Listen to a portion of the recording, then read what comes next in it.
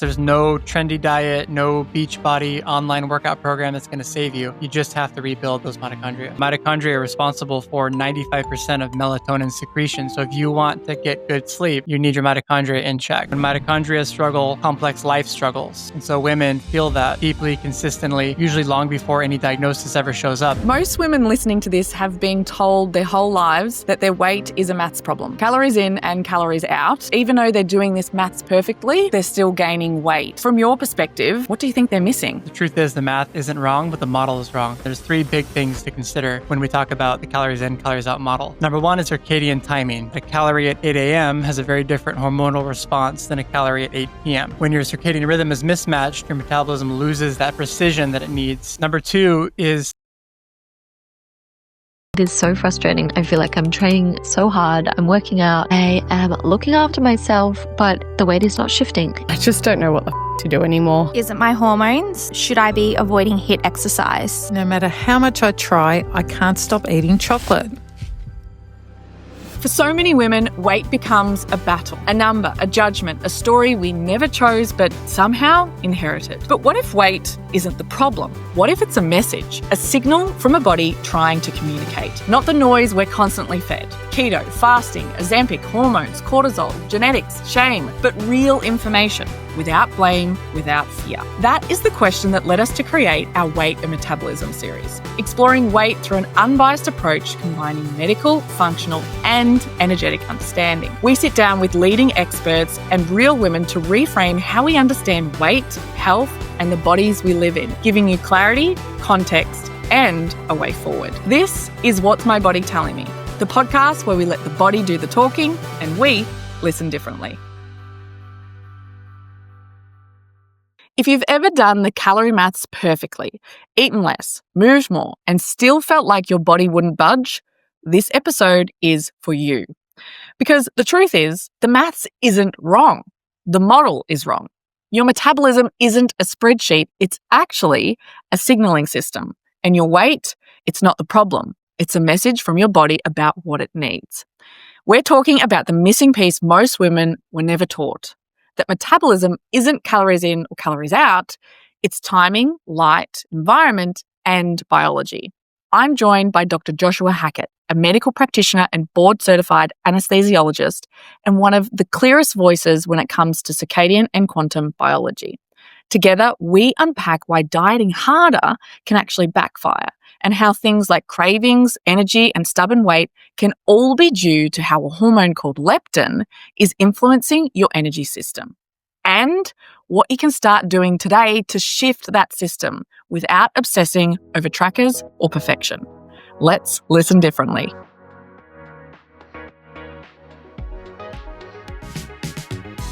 Most women listening to this have been told their whole lives that their weight is a maths problem. Calories in and calories out. But for so many people, this maths, even though they're doing this maths perfectly, they're still gaining weight. So from your perspective, what do you think they're missing? Yeah, I mean, that's kind of the heart of the whole thing, right? So most women have been taught to treat their body like it's an accountant's ledger, basically. So you eat less, you move more, the scale should go down. When it doesn't, the blame unfairly falls right back on the woman. So the truth is the math isn't wrong, but the model is wrong. So a calorie is just a unit of heat. It tells you how much energy a food releases when it's burned in a lab. It tells you absolutely nothing about whether your body can access that energy or what hormonal state you're in when you eat it. So our metabolism is a language, a timing system, like a signal network. And biology doesn't obey spreadsheets, trackers, exact macro proportions, all the things people do when they're tracking calories. It obeys physics. So what does it actually mean in a day-to-day situation? There's three big things to consider when we talk about the calories in, calories out model. Number one is the environment you live in. So light, temperature, EMFs, stress, screens, they're all things that we touch on throughout our day. And there's signals that our body reads all day long as well. So they tell your mitochondria, which are the energy powerhouses in your body. I don't know how familiar your listeners would be with that.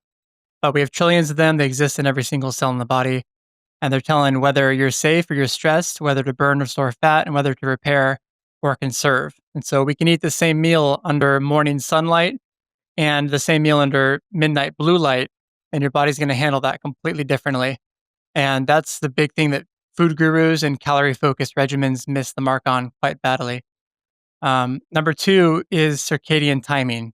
So nobody in centralized medicine has told this, but the timing of energy intake is more important than the total. And that kind of alludes to what I just said earlier, that a calorie at 8 a.m. has a very different hormonal response than a calorie at 8 p.m. When your circadian rhythm is mismatched, your metabolism loses that precision that it needs as the sun goes throughout its spectrum throughout the day. So, hunger, fullness, thyroid signaling, fat burning, the body loses sight of what it's meant to go where. So, everything goes fuzzy. So, that circadian timing applies both to the 24-hour light cycle, but also the annual seasonal cycle as the sun's power waxes and wanes throughout the months of the year. The reason for this is that the light spectrum varies with red light, blue light, UV shift all happening and affecting metabolic rate and quality. So the easiest way to visualize this is just to consider the power of photosynthesis throughout the year. Your winter garden can barely muster growing kale, while your summer garden is exploding with peaches, tomatoes, etc. Our metabolism actually works to exactly reverse that process where we're taking those complicated sugary foods from summer and returning them back into energy. So we're reversing that process. So when that is not available in our environment from a food perspective, it's not available to us in a metabolism perspective. Mm-hmm. So if we peel this back, for someone listening that might not have heard of mitochondria, or they believe that, well, I'm born with a slow metabolism because that's just what everyone in my family has and I'm unlucky. It seems like I can gain weight no matter what I eat. I could eat nothing and I can't lose weight. What would you say to that person that feels like their metabolism is something that they have no control over? Well, I guess the word mitochondria isn't very sexy, outside of like geeky health groups and where I would categorize myself or maybe some college professors or whatever, but it definitely feels abstract, technical, irrelevant to real life. But the truth is that mitochondria do play a huge role in this metabolism thing. And of course, there's some things we could talk about with transgenerational epigenetics and some things that are sort of out of the control. But for the most part, we can use our mitochondria as levers in our environment to kind of turn the tide on what we would consider like standard bad genetics or bad metabolism, and kind of a slowness. And you can have a slow metabolism that you can then turn back. So it stands to reason that when mitochondria struggle, complex life struggles. And so women feel that deeply, consistently, usually long before any diagnosis ever shows up. They don't have any kind of disease per se, but like you say, they have like a slow metabolism or something like that. So, your listeners may have heard from you or somebody else that 85% of disease is mitochondrial in nature. And that ties directly back to this issue with metabolism as well. And it's just that a simple reality of human or even mammalian energenetics is that when tissues don't have proper energy, they fail. And we call that disease. We call that slow metabolism. We call that poor use of energy. So for like the non-geeks out there who just care about how's it going to make me feel, a lot of familiar players come out, many of which, we can discuss in this podcast. But, there's some things that we can look out for when you can see, like, do I have a slow metabolism and is this mitochondrial driven? And kind of some first symptoms to look for. So that one of the first things I look for is like afternoon energy crashes. So your mitochondria are running out of fuel midday, and that should not happen. It's not normal. You feel like you need sugar or caffeine because your mitochondria are sluggish and they can't produce the ATP like you're requiring. Waking up tired after a full night's sleep, meaning that you're not repairing, you're not recovering overnight. Mitochondria do that restoration work in the dark hours. So if they're weak, you feel flat in the morning, you feel hungry all day long, you're wanting the carbohydrates, you're feeling like discipline is an issue for you.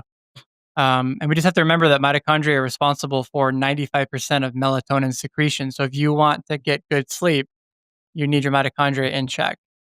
And like I said before, your cravings are going to feel unpredictable. They're going to feel intense. That energy production is dropping from your mitochondria, and the brain is demanding that fast fuel. So it's telling you that if you're feeling those cravings all day long and you feel like, your metabolism is not keeping up with your hunger, it's not keeping up with the amount of exercise you're getting, are your cellular engines meeting your needs essentially?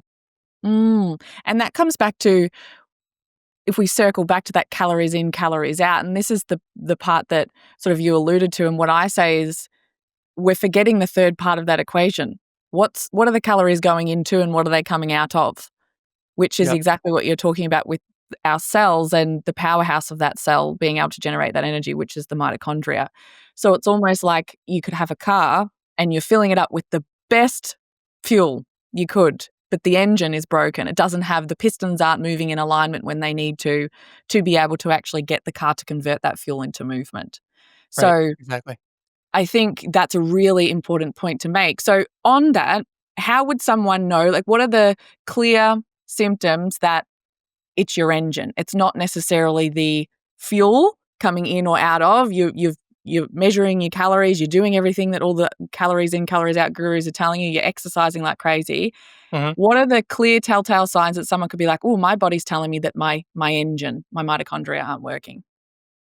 Yeah, so there's a few more so I went over a couple just now, but I'll continue on that kind of list of things. So I'll just reiterate, afternoon energy crashes are a big one that I look for from people.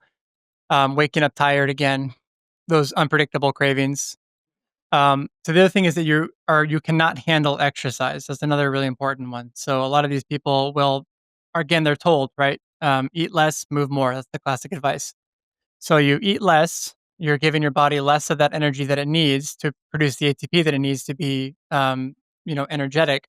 And then also you're moving more in a system that is not attuned to that. Like you said, it has a broken engine, right? And you're just trying to fill in gas and like push it along the road, but you need that engine to be working. So that's why, from a mitochondrial standpoint, those two pieces of advice are basically the worst thing you can do because you're just going to make things worse.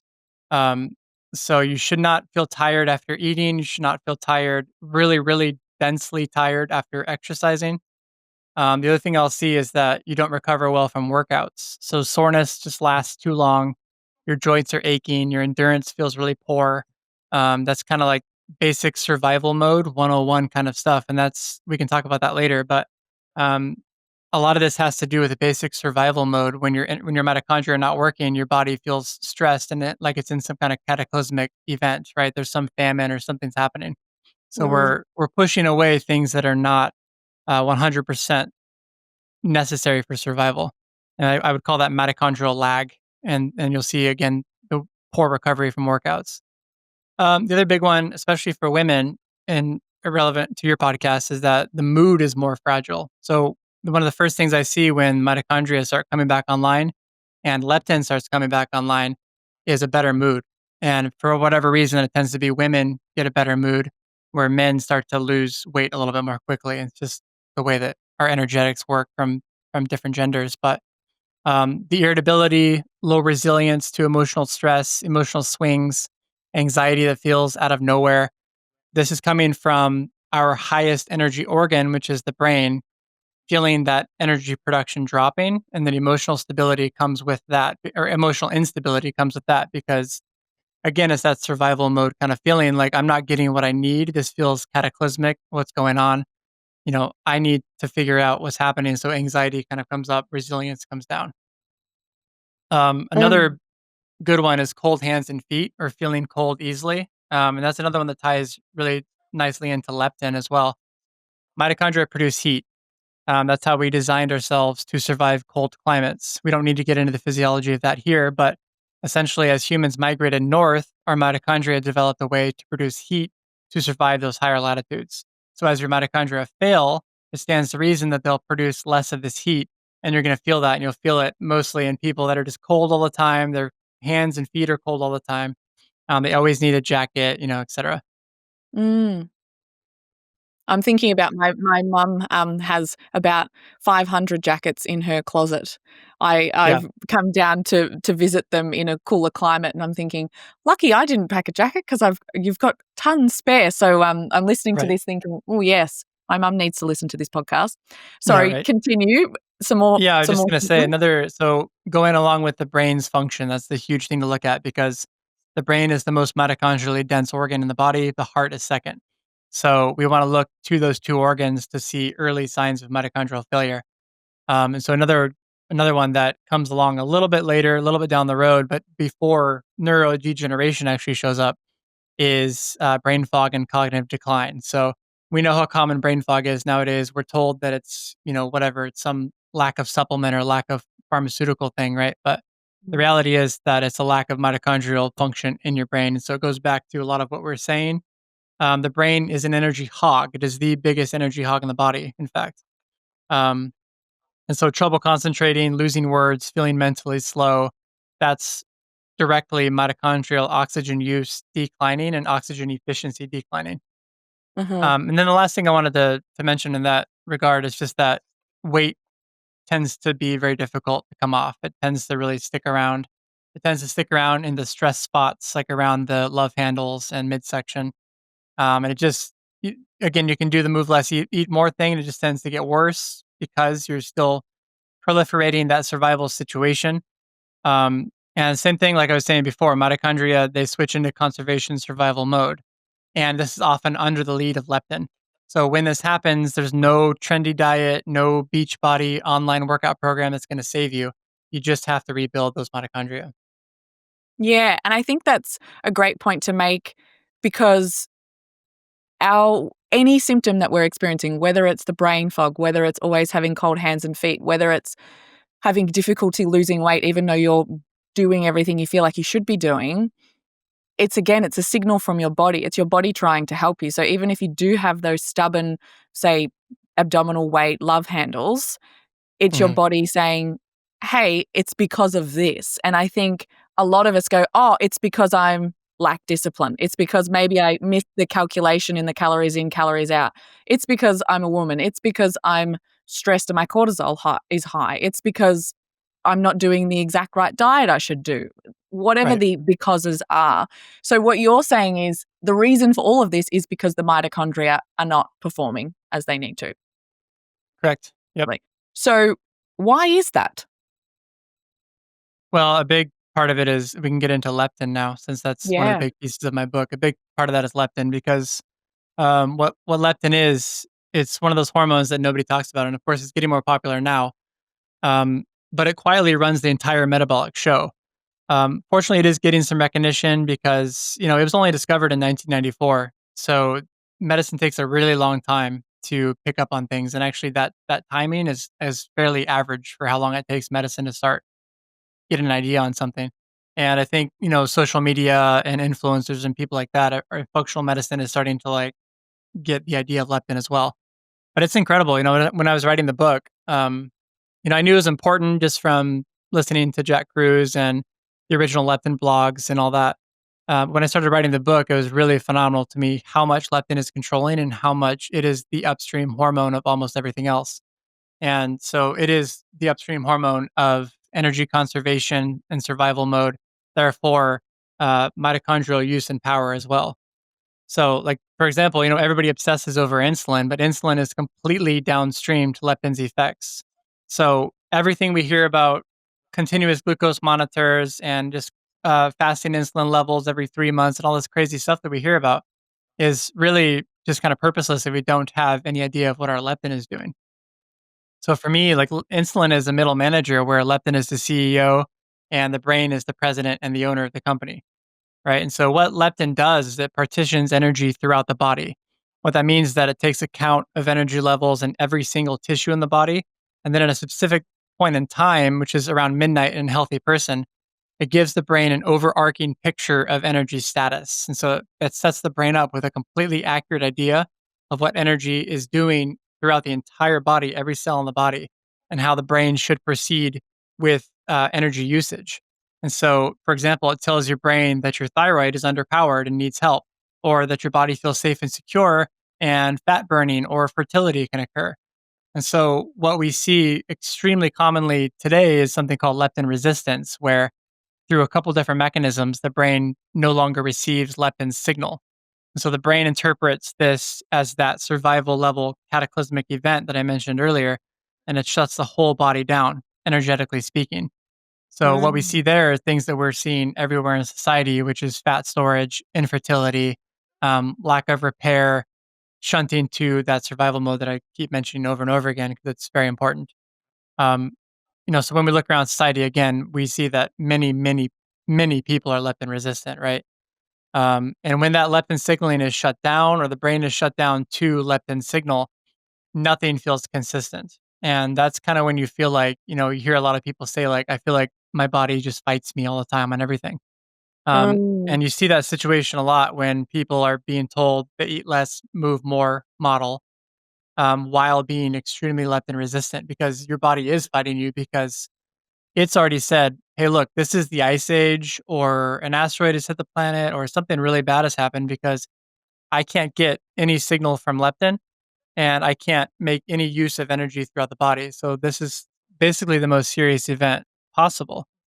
So when you're trying to eat less and create even more of a famine situation for me, and you're trying to move more and use up even more energy in our muscles, which we don't need right now, you can kind of see like how it feels. Your body really truly is fighting you.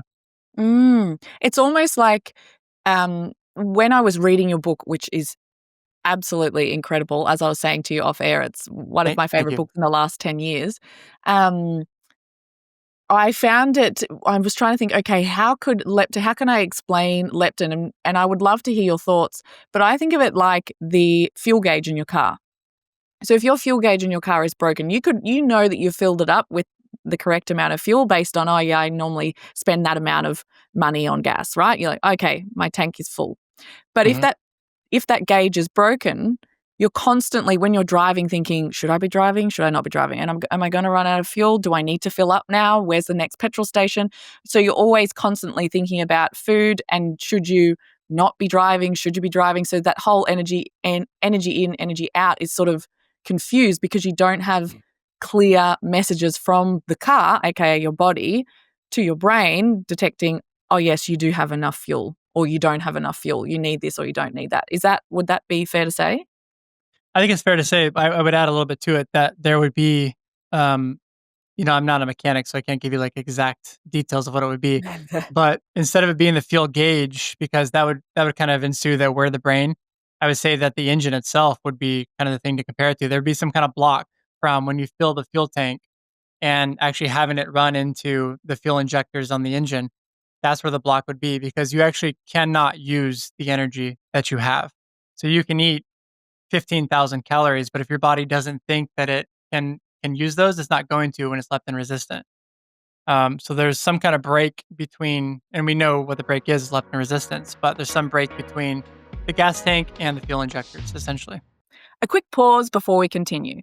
If you're listening to this episode, chances are you're trying to make sense of a symptom, whether that's weight, fatigue, PMS, brain fog, hair shedding, acne, or period pain. Maybe you've run the tests, being told everything looks normal while nothing actually feels normal. I want you to hear this clearly. Your symptoms are real, and your body is communicating. And you don't actually have to figure this out alone.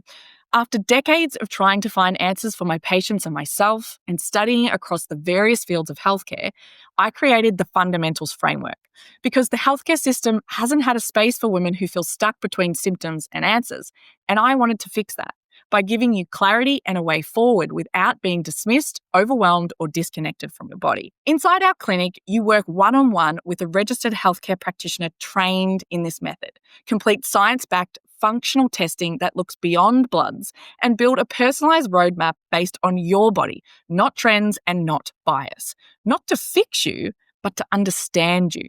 If you're ready to stop guessing and start listening differently to your body, you can book a free clarity call via the link in our show notes. Appointments open early 2026. All right, let's get back into the episode. Are the symptoms for a poor metabolism, like what we went through before with the cold hands and feet, brain fog, tiredness when you wake up, tiredness at the end of the day, are they the same for leptin resistance? Yeah, a lot of it's the same. So, when I'm helping somebody get into more leptin sensitivity, I'm first looking at if they're waking up tired, even if they think they slept well, if they're hungry at the wrong times, and of course we're building their ability to eat in the morning, and we can explain why that is later. But not wanting to snack so much, feeling like they can have a full meal and be satisfied. Again, weight not responding to effort, mood swings happening more easily, the cold, and then also sweat tends to be a very early on sign with the leptin reset. So for whatever reason, I actually don't know the physiologic reason for this, other than it's just your energy systems coming back online and feeling like you can use energy to sweat and heat production, of course, too. But when your leptin sensitivity starts to increase, you start to sweat a lot more. You sweat more appropriately during workouts and things like that. It's not like an inappropriate social sweating or anything, but it's like when you work out, all of a sudden I'm sweating like a lot more. And that's probably just a thermogenic effect of mitochondrial health increasing. Mm. Okay. So, how does someone become insulin resistant? Not insulin resistant, sorry, leptin resistant. Yeah. So that's all the familiar players of today, basically. And that's what we're talking about there is processed foods, baked foods, non-native EMFs or non-native EMFs, and then anything that affects mitochondrial health. So when we're not seeing the effects of like a normal environment, if we're not exposing ourselves to cold, if we're in the comfort crisis of heat and air conditioning and heated seats and all those things, and we're not really experiencing nature, that's the primary way that we're seeing leptin resistance come around. And you have to think like people, they spend decades and decades of eating poor foods, not eating seasonally, not paying attention to mitochondrial health, and not being exposed to nature. And so over time, it makes sense that the brain becomes resistant to leptin signals, or leptin itself actually, similar to insulin resistance, it starts to be so high because it's trying to get itself to the brain that the brain then becomes resistant to that in the same way that it happens with insulin resistance as well. Mm. Can you explain a little bit more? I know you mentioned insulin is the downstream effect. Can you explain a little bit more why you look at leptin versus insulin more so? Yeah, because leptin is the one that is partitioning that energy to insulin and allowing insulin to have its role in the body. So insulin cannot do what it needs to do without leptin saying um, to the brain that we need that energy in the pancreas. And it what it does is it basically takes a seasonal metric of how much carbs should we be having given the season, given the light stability that we have outside, and the it kind of matches up the amount of food that you're eating. And so that's why you'll hear people talk about carb intake is the whole reason for insulin resistance, right? And probably upstream of that, leptin resistance. Well, the thing with carb intake is that we just do it at inappropriate times. We don't do it to nature's code. You know, nature codes carbohydrates in the summer and fall, and we live summer. Basically, we live in endless summer all the time. Mm. And so over time, what happens is that that leptin signal just gets drowned. That leptin resistance builds up, and leptin is not partitioning energy use to the pancreas, where the pancreas is secreting insulin. And that's where you're starting to see that the pancreas is secreting that insulin. It's not working throughout the body because leptin is not sending that signal through the body that, hey, your insulin receptors should be very sensitive because that's the time of year it is. Does that make sense? Mm. So leptin is basically when your leptin is working well, it's not resistant, it's sensitive. Your body and your brain are sensitive to that leptin. Right. It's basically telling your body what time of year it is. Yeah, essentially because you have that signal from leptin, you have that signal from your brain, and it's every single tissue in the body. And so it's not just that it's talking to the pancreas to secrete a certain amount of insulin. It's also talking to your muscles and your liver and everything else to tell you how much insulin it should be expecting, how much carbohydrate it should be expecting based on the season. Mm. So, and the season, that information is the amount of light that we Correct. have? Because summertime, obviously, the sun's up for a longer amount of time than in winter. Exactly. So if you think about it, it sounds like really crazy cellular intelligence, but it actually makes a lot of sense Mm. because every day the light changes based on the season, right? We're either heading towards an equinox or we're heading towards a solstice. And every day that light is changing just a little bit. So if your body understands what latitude you're at, it can make a prediction based on the amount of light that's happened throughout that day. If you're outside all day long, which of course, the vast majority of us are not, Mm. but it can tell, here's the sunrise, here's solar noon, here's the sunset. It can tell what time of year it is based on that, and based on the amount of red light, blue light, and UV light that's come through throughout the day. Mm. So if you are someone that wakes up, looks at your phone before you go outside, work inside at a screen most of the day, get home, eat dinner, sit at looking at your phone or the TV or something, and you're eating possibly chocolate or whatever you're having, and then you go to bed, Yep. what signal is that sending your body? Well, it's a completely alien signal, first off. So there is some blue light in our environment. Blue light does have its effects on waking us up and keeping us awake. But when you have a monochromatic signal, which is blue light, and the vast majority of us, they're pushing more and more LEDs into our workplace and our house.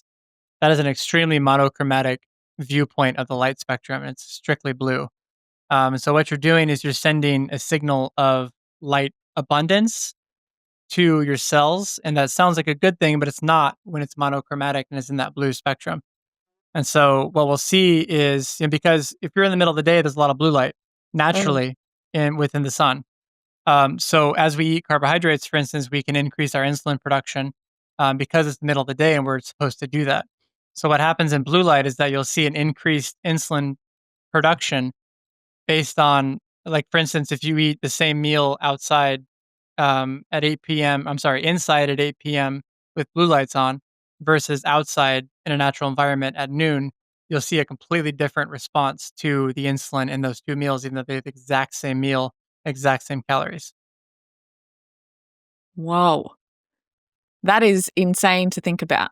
So it's not just, I know there's an analogy in your book and you talk about it in terms of like a barcode or getting on a plane with a Mhm. plane ticket.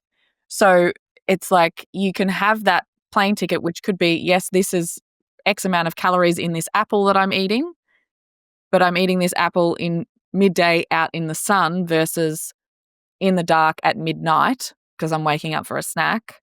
And your Yep, body's going to have a different response because it's almost like you've got the wrong plane ticket for the wrong or wrong boarding pass exactly. for the plane. Exactly. Yeah. And so, what I was talking about there was like a mitochondrial barcode for seasonal foods. Mm. Um, and yeah, it works exactly like that because when you have, like, for instance, I have apples in my backyard right now. If I go and pick an apple off the tree and I eat it, that is an exact replica of nature's light that has been happening since those leaves first took form in spring, and that apple started to take in nutrients because it lets out the leaves take in light, it starts to bring in, make sugars, those start to form as flowers, the flower starts to form into an apple, and so all this is a whole seasonal replica of what has happened in my backyard. And so when you take a bite of that, it's this huge amount of light information, and it gives you Mm. a very accurate representation of what's happening in your environment that you then send to that QR code or barcode to your mitochondria to tell you to sync that up, and they sync up the clocks in your tissues, and everything to your environment syncs up. And that's where we can kind of start to use leptin to synchronize insulin production and leptin sensitivity to the season. Mm. So, like, another good example of that is if I'm at the 41st latitude, like I am now, and I have a pineapple from Panama, where I was just at last week. When I was in Panama, that barcode's going to line up because I go outside and it's beautiful, 8 latitude sunshine where it grows pineapples. So I'm going to get information from that pineapple that's grown in that region. And that helps my mitochondria to understand what's happening in that environment. When I eat that same pineapple in Humboldt County, where I'm at now, it's a complete mismatch to what's happening in the environment and with the light spectrum here. Mm.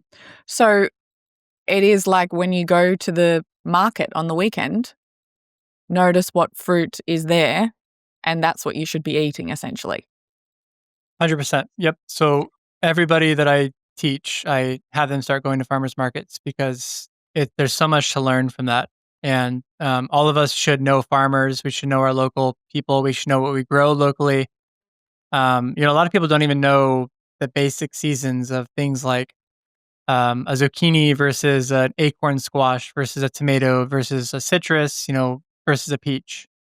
And this is critical information to know because that's how you can discern what you should be buying at the grocery store and what you know what you're going to be seeing at the farmers market. And so yeah, I always have people go to farmers markets and talk to farmers because farmers are, in my opinion, one of the original biohackers because they have, I don't really like that term that much, but they have a really solid understanding of what's happening in their environment in order to grow food. Farming is very, very difficult. You have to understand everything about your environment to have a successful farm. So they're really awesome people to talk to with that. A lot to learn from them. Mm. So if someone is thinking, oh, wow, I'm noticing that I have a lot of these symptoms that you're talking about, is there a test that I can do that will tell me definitely this is what's happening? And then also, what do I do about it? Like, what would be a good first couple of steps to take? Yeah, so you can do a leptin test, but I can tell you that like my opinion on most tests is that we can learn intuition of our bodies, and you don't really need tests. It's kind of like the same with like wearable rings and things. I think they're useful for a short period of time. They Mm. give you some understanding. For example, you could spend your whole summer trying to tan and do as best you can to check your vitamin D. If it's high, you did well. If it's low, you need to make some changes, right?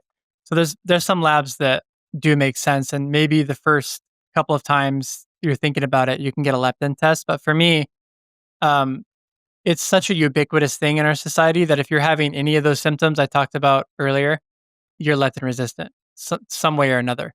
Mhm. Um, and so for me, you don't really need the test. Now, I do have a lot of people who get tests that are low also.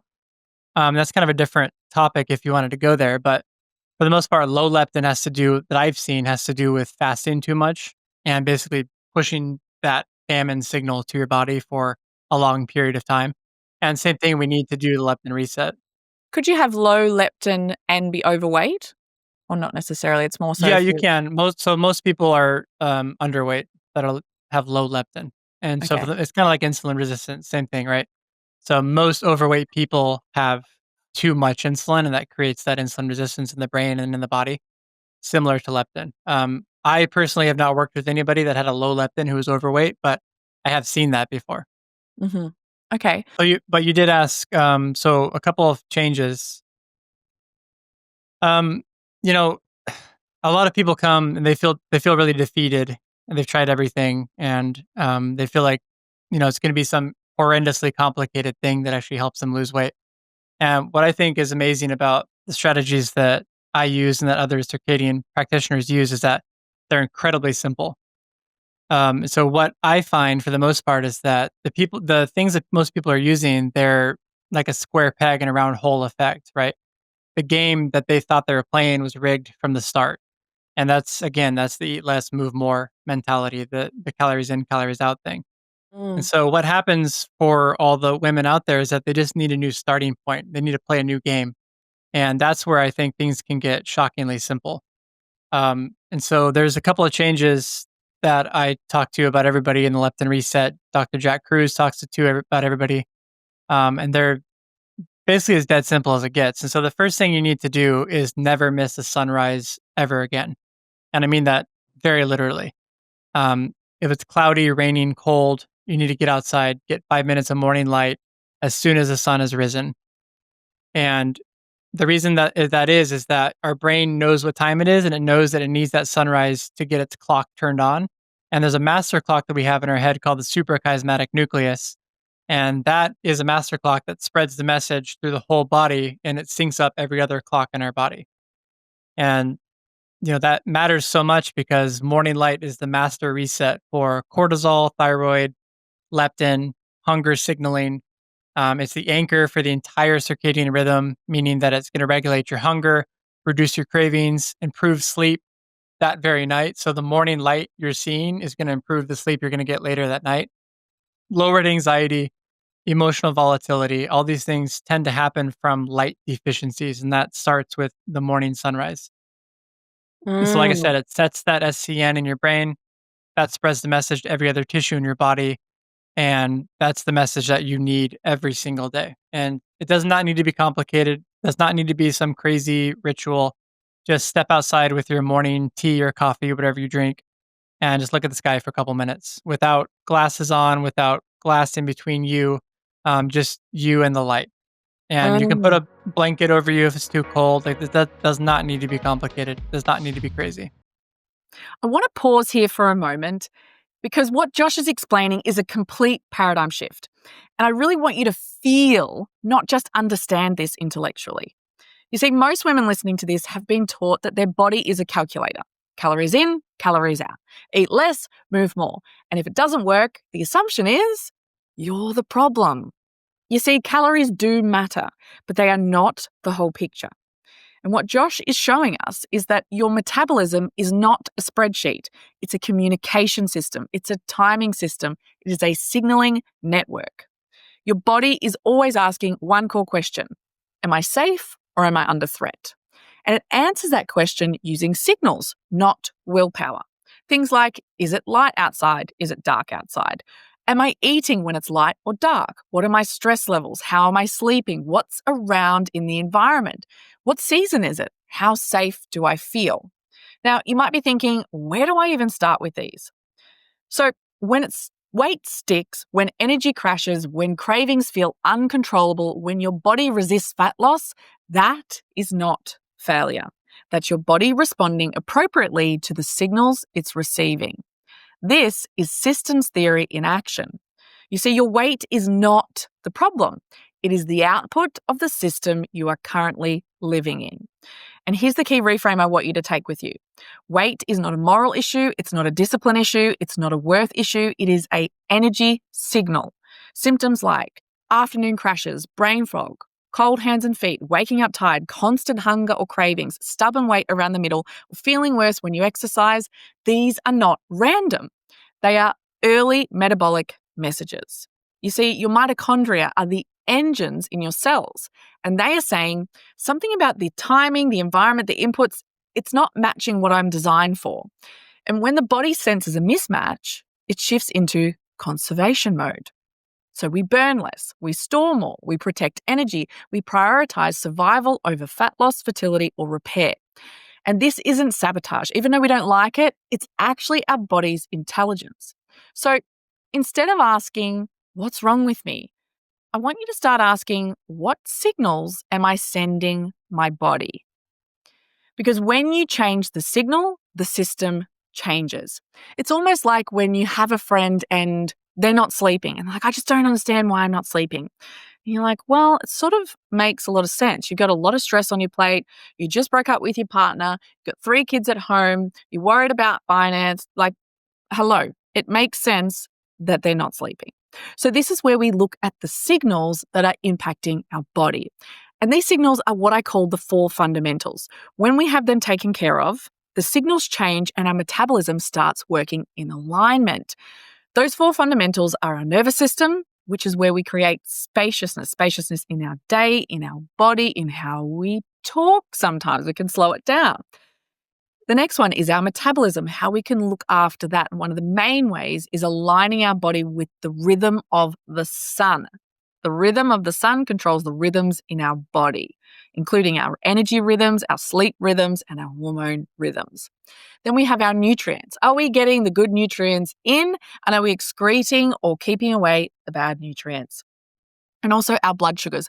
Are we sustaining energy on a regular basis in our body? So you see, these are not lifestyle hacks, they are system level interventions. And this is why dieting harder often backfires. You're applying force to a system that is already under threat. So what this episode invites you to do instead is something far more powerful. I want you to stop and listen, interpret, and respond. Your weight is not a verdict, it's feedback. And when you learn the language your metabolism is speaking and you stop fighting your body and you start working with it, that is when things start to fall into place. So if you are living in an area where it's quite like the sun doesn't rise until, say, 10 a.m. when I lived in London, that's what was happening. So if you're already up and about and you have to be at work before the sun's up, do you try and get out and look at the sunrise when it's there? Yeah. So what I tell my clients for this, and it comes up a lot because most of us live in kind of poor latitudes. What you want to do is pretend to the best of your ability, and most people have a pretty good ability to do this, is that it's still dark outside when you go to work. And so the easiest way to do that is just to wear long sleeves and wear some dark red blue blockers. And you want to get what you need to get done. And when that sun rises, you need to set yourself up to have a break. Either tell your boss, your supervisor, or if you work for yourself, just take a break at that time.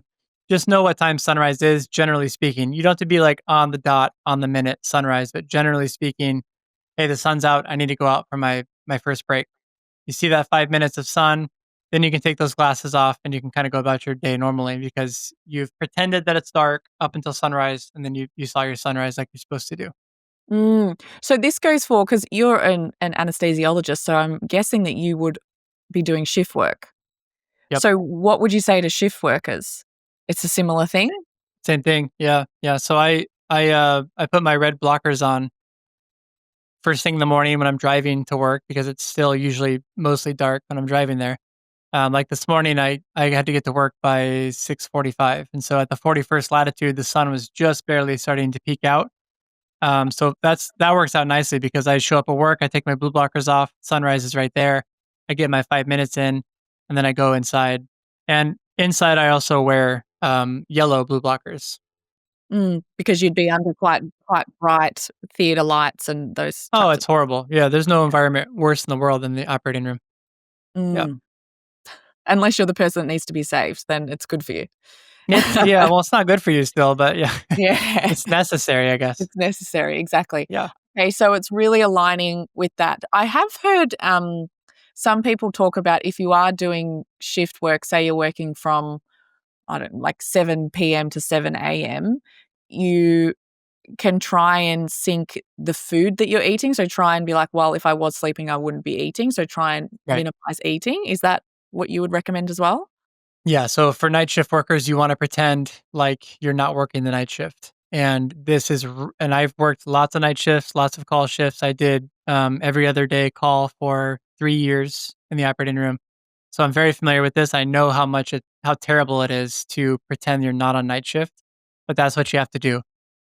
So you wanna have your blue blockers on all night long, which is gonna make you very tired and very miserable on your shift. You wanna have no food whatsoever because the sun is gone, you should not be eating.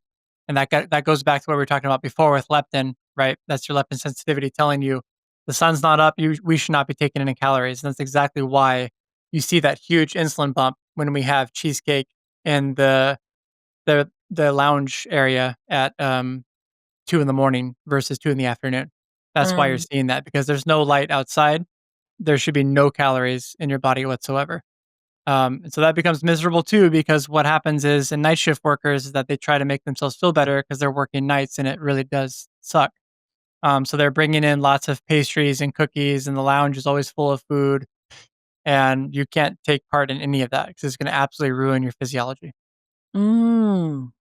Really, really interesting. Okay, so basically, when the sun is up, you can eat. When the sun is down, avoid eating. Exactly.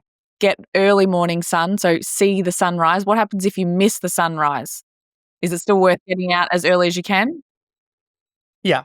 Yeah. But I don't like to tell people that because you should see the sunrise because Okay. really like there's not that many times when you can't go see it. I mean, it does happen sometimes, but I know lots of people that have never missed a sunrise since they heard the advice. It's been 10 years for some people. And the window I'm talking about is half an hour here. It doesn't have to be like you're not following your phone and saying, there's sunrise, I got to go outside. It's a general spectrum, 30 to 45 minutes that is going to help turn that brain on. Okay, incredible. What next? What do you do next? So the next thing to do, and this one is very simple, but I do get a lot of gruff for it because it's not that pleasant when your physiology has been turned off for it. And that is eating a protein forward breakfast within 30 to 60 minutes of waking.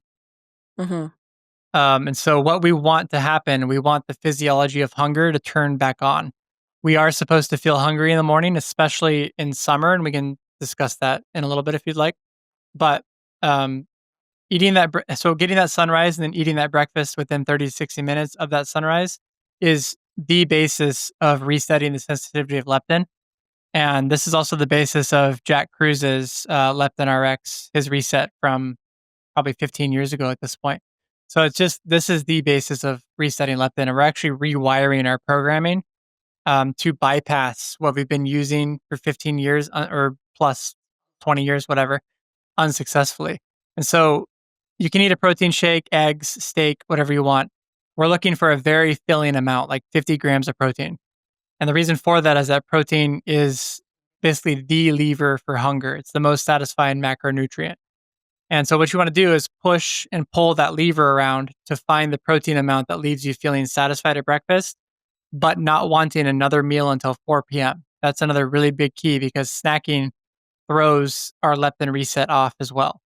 So you want to have a really big breakfast where you're not miserable, but you're not going to be hungry until 4. And then you have that early dinner time and then you're done for the day. No lunch. No lunch. Ever. Doesn't even matter the time of year. It doesn't, no, because that's even a summertime thing that you can do no lunch. But the other thing I should mention with that is that this is a very strict leptin reset. So if I had somebody come to me who's overweight, has tried everything, the weight just will not budge. They've done all the different programs. They've spent $200,000 with their functional medicine practitioner. We're very strict at that point. There's no snacking, and you have to be very on top of these things. Once the leptin sensitivity comes back, that's a different story. Once you're a healthy person, we want to use more midday food, especially in the summer, like fruits and things like that, to continue the energetics of summer going. There's a whole different programming for summer versus winter. And one of those things is that we're using the carbohydrates of fruit to optimize our reactive oxygen species and the antioxidants and things from summer, specifically to increase mitochondrial health, basically. That's a whole different programming, like I said, than we're worried about with winter. So in summer, I would advocate for like a fruit-driven lunch. Okay. So more proteins in the morning, carbs are better in the midday, and then still a dinner, but not still dinner before the sun sets. Right. And our physiology is optimized to have carbohydrates first thing in the morning. So if I had that very healthy client, or let's say I had an athlete or something, I would have them eating fruit in the summer in the morning as well. So we could have like a big bowl of yogurt and fruit. And they also don't need as much protein immediately as well because they're not resetting leptin. So it's a bit of a different strategy depending on, the average person that comes to you or the average person that listens to this. The strategy does differ for sure. Okay. But if you're wanting to lose that weight and get that leptin sensitivity back on track, you got to be very strict about it. Okay. So around 50 grams of protein, or a protein dense breakfast that will fill you up until 4 p.m. If you are noticing, particularly in the beginning stages of bringing on that leptin sensitivity again, that you are hungry in between breakfast and that 4 p.m., what's the strategies? Is that a sign that you didn't eat enough protein in the morning? So in the very beginning throes of it, it's just a normal thing that happens. So what I advocate there is having lunch, not having snacks, but having lunch, and making sure that lunch is also pretty high protein. And you can get in maybe 25 grams of your carbs if you want, but it's a very low carb situation when you're resetting that leptin. And so you can have basically a high protein lunch, and then you want to just have a small protein dinner. We're looking at 25 to 50 grams of carbs for the entire day. And that's any time of year, unfortunately. So that's why I kind of suggest doing a leptin reset in winter, because it tends to be more in line with what nature wants you to do at that time. Yeah. Okay. Incredible. So is there anything else that you would suggest to someone that is leptin resistant, is the person that has the brain fog, the difficulty losing weight no matter what they've tried? Is there anything else that you'd recommend to them? Those are the first two things to do. Those are very, very important, because you're going to start to shift everything in your energetics and in your mitochondria back to a situation where we can start to use the other levers like cold exposure and exercise and things like that. But we don't do that for the first maybe 8 weeks, depending. Okay. So what are the signs that that you might be able to notice within your body if we're not using aura rings or whoops or blood testing and things? What are the signs and symptoms from your body that will tell you you're on the right track? Yeah, so similar to what we talked about before. So you're going to notice better sleep. You're going to notice that sweating pattern. You're going to notice less cravings. You're going to notice less carb cravings. You'll notice a better understanding of like what hunger is supposed to feel like through the seasons that we talked about. So in winter, you shouldn't have the cravings that you would have in the summertime, because it's somewhat normal to have fruit cravings in summer. A lot of things that we talked about before, where you're just going to reverse a lot of the moodiness and the brain fog, and you're going to feel those things lift, basically. So it's an opposite response. And it can be difficult because everybody has an individual experience, but I think it's super important that people start to understand their own intuition and their own experience. And so when we have this technocracy that is making us want to output all of our energy into rings and data and apps and all these things, we're losing track of us being able to tell what we are. And it's a whole kind of conspiratorial thing that I can get into. some other time maybe, but I think that it's purposeful that they're trying to get us to not be intuitive any longer. It was really important for me that even if it takes me longer with a client to get them to a point where they're feeling intuitive in their own body, I'm going to push that for sure because I think it's incredibly important. And so it's hard to answer that question, sort of, because a lot of it is what we spoke about already. But you're going to start to notice things within yourself that I didn't know about you anyway.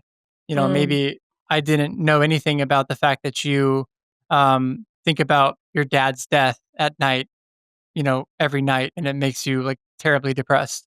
And then you'll notice within 2 weeks of the leptin reset, you stop thinking about that so much. And you'll start noticing these little patterns that occur, and it's completely 100% individual. And it becomes when you start to become more intuitive that you can then feel comfortable to tell your coach or whoever else what has happened and how things are changing.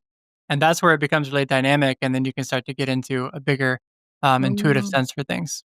Yeah, I love that, and I'm very much of the same temperament.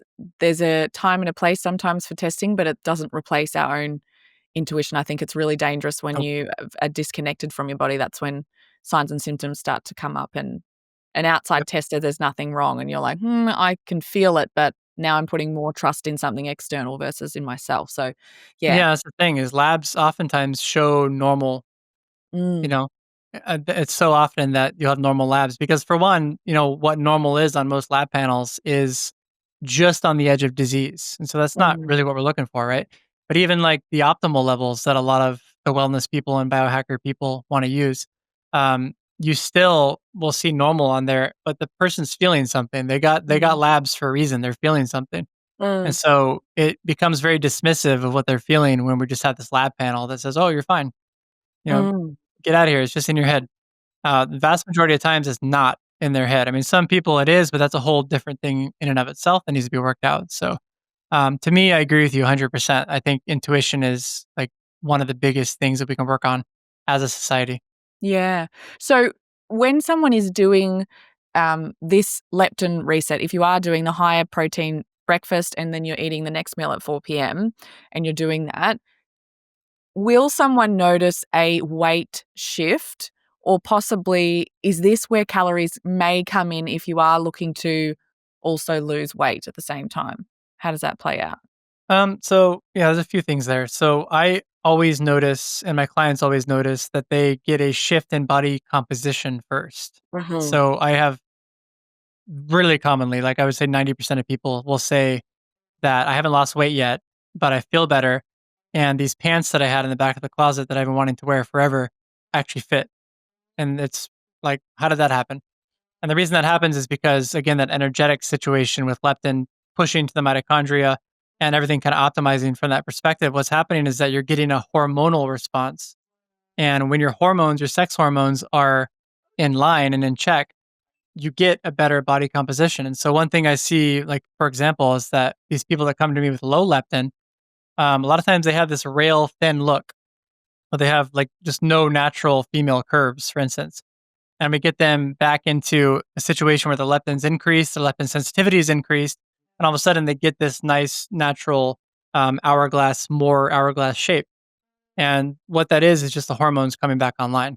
Mm. Um, and then to answer the second part of your question, so I do think that the calorie model has some uses. It's pretty bad, to be honest. It's dangerously incomplete, but it does work in some instances and it absolutely falls apart in others. So Yeah. the first thing I would say is extremes matter. So I have people use this as an example all the time, and it just drives me crazy because duh. But if someone eats 6,000 calories a day or 600, you will see predictable changes from that. That's just pure thermodynamics at work. Like I said, calories are a unit of heat. And if you're bringing in 6,000 of those units versus 600, you're going to see a difference there. Mm. The other big thing is food density is an issue that I see a lot. And so it ties directly into number one. But peanut butter is one of my best examples because it's absolutely delicious. Most everybody loves it, but it's extremely energy dense, like extremely. Most people don't realize how many calories are in a tablespoon of peanut butter. So if you try to eat just as much peanut butter as cauliflower, saying that, oh, well, Dr. Hackett said that calories don't matter, that's going to be tipping yourself into that caloric extreme. And then the third, a very specific situation that I don't have come up very often, but it does matter for sports nutrition. So high output athletes, endurance events, bodybuilders, in those situations, they do need to have a little bit tighter tracking of their macros because they're outputting so much. And so that's where, people will make the argument that calories in, calories out does matter. And, they're not wrong in those instances, but where it fails completely is that you're assuming that all calories are acting the same inside every body, and they just don't do that. Like I said, timing matters more than math. That same meal under the blue light versus under sunshine makes a big difference. And then calories says absolutely zero about your hormone status. And insulin, leptin, thyroid, cortisol, they all change the way that your body partitions energy and uses a calorie. So you can have two women eating the same number of calories. Let's say they're both doing it under noon sunshine, but you're still going to have radically different amounts of energy usage because of the efficiency of their hormone signaling. And that kind of ties into mitochondrial capacity as well, which is another thing to talk about with this. And another thing that calorie counting says nothing about. A calorie only becomes energy if your mitochondria can process it. So if they're sluggish, they're stressed, they're inflamed, they're mismatched to environment, you store more and you burn less. And so that's the same thing that goes for leptin resistance in that survival mode situation. And a couple more points. It ignores stress. So chronic stress can increase the amount of fat that you're keeping on versus burning. How does that happen? Because I know a lot of people say, "Oh, it's just because I'm stressed and it's the cortisol," and then they just blame it all on cortisol and do Yeah. nothing about what they're eating in calorie-wise and sunlight and everything.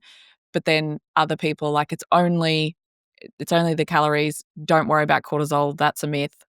So it's almost like people go from extreme. So how does the cortisol actually impact how that mitochondria Well, might be the reality functioning? for cortisol is that its use is very ancient, and it doesn't have a lot of applicability to us nowadays. But it was meant for that cataclysmic survival level event that we talked about earlier. Um, and so what it does is it shuts off everything.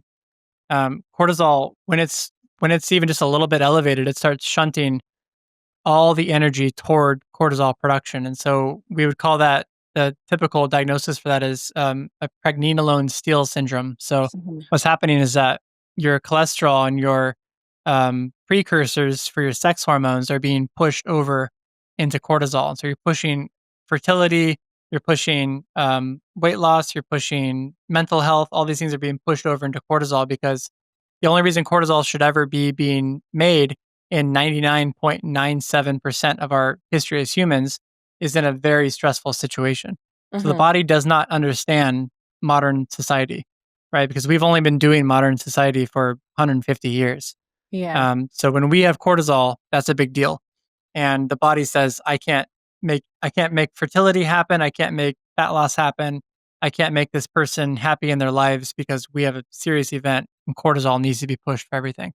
And I guess that's to add some nuance to that, would you say it's cortisol isn't necessarily bad? Like we need it, as you said, it helps to wake us up, it helps to dilate blood vessels, it helps to get sugar to our cells, it helps with a lot of things. We need it, but it's when our system is thinking that's the dominant one, that's the thing that's the most important. The other, having sex, having fertility, healing things, all of those, sleeping, when those aren't important, that's when it becomes an issue. Exactly. So cortisol has its own little curve that happens throughout the day. It's supposed to increase the most just before we wake up, and it starts to tailor off as we see the sunrise and as we have some food. And it goes almost to zero for the rest of the day, basically. So Mm. when that curve is shifted over into the mid afternoon, or let's say all day long, your cortisol is at a steady level. The body, like I said, shifts into a very emergency kind of situation with that. Um, like you said, cortisol, there's actually some issues where you have adrenal fatigue and you're not getting the cortisol you need. And that's its own set of issues. And it's a big set of issues because cortisol is meant, like you said, to wake us up. And it actually increases fat burning when it happens in the morning. So, what a hormone does when it's meant to be doing it versus what it does when it's not meant to be doing it also matters. Mm. So it's this, there's actually, our body is trying to help us. Everything that it's doing is to try and keep us alive and functioning well, but it's when we have that mismatch in what we're eating, when we're eating it, all the signals that we're putting our body in, whether we feel safe at work, at home, all of those aspects, our body is always trying to get that balance to feel safe Yep. and secure. And when it's not, from all those micro modern life, as you're saying, that's when we start to notice the mitochondria, the energy, the engines in our cells start to falter, and we get that weight gain that we can't shift, brain fog, cold, tired when we wake up, all of those things. Yep. Incredible. So you're not unlucky if this is happening and you're not broken and it's not just in your head. Is that what Yep. you're saying? Exactly. Well, that's true because, you're not broken. The environment's broken more than likely that you're living in. And your body is doing what it's supposed to be doing. And, there is no equilibrium in life, right? So you can't ever be like just in a maintenance state. You're either kind of degrading or you're upgrading essentially. And that's just kind of the way that it works. And when you're in that chronically stressed out situation, you're unfortunately just degrading the entire time until you can pull yourself out of that. But the body is doing what it needs to do because it feels like through many, many millions of years of evolution that you're in a cataclysmic event. And so the point of it is that your brain is very intelligent in that. And so it is, of course, wrong because you're in modern society, you have heated seats, you have all the things you need. But from a biologic perspective, the brain is 100% correct because your light environment probably sucks really bad. The food you eat probably sucks. And we can go down the whole list of things. But, it's difficult for us to know, like, okay, the brain versus my body is kind of a different thing, right? And so you feel like, I have a lot of people that are like, oh, I do everything right, because they're not aware of these things first off. So when it's not in your awareness, it's never going to come bubbling up to the surface of your thoughts. Amazing. Josh, this has been an incredible conversation. I think everyone listening will be thinking, oh, whoa, leptin. I've never heard of leptin. Okay. Right. And it's not necessarily now that you have to go and rush and get a blood test. You can if you want to, as you mentioned, but it's more so looking at, oh, these are the signals that my body's telling me. I'm checking off 90%, maybe 100% of them. So this is what I can start to be doing now. So thank you so much for sharing your wisdom with us today. Where can people find more information from you? The best place is Instagram, probably. So I'm at decentralizedmd. Amazing and incredible. And what's the title of your book? That is the Metabolic Scam. Yeah, I would love for anybody out there to read it. That would be great. Yeah, it's incredible. And the way that you phrase things is also quite simple to understand. I love the analogies in there too. So thank you very much for taking the time out today. And I can't wait for people to join in the conversation. Yeah, well, thank you so much for having me. It's been great. Thanks for listening to our Weight and Metabolism series. It's designed to help you understand that your weight is a message from your body, not a character flaw. If something in this series resonated with you, let us know in the comments below. Check out the show notes for important follow-up information and links, and make sure you're subscribed so you never miss what's coming next. Please remember, this episode is for educational purposes only. Always consult a qualified health practitioner before making any medical decisions. Every body is different, and so is every healing journey.